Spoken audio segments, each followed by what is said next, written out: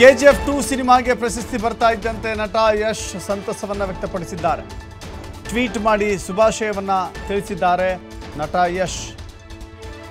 Prashant Neel, Vijay Kiragandur, Rishabh Shetty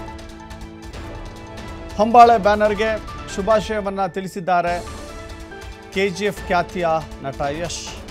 KGF 2 ಸಿನಿಮಾಗೆ ಪ್ರಶಸ್ತಿ ಸಿಗ್ತಾ ಇದ್ದಂತೆ ಟ್ವೀಟ್ ಮಾಡಿ ಸಂತಸವನ್ನು ಹಂಚಿಕೊಂಡಿದ್ದಾರೆ. ನೋಡ್ತಾ ಇದ್ದೀರಿ, ಅವರು ಪೋಸ್ಟ್ ಹಾಕಿದ್ದಾರೆ.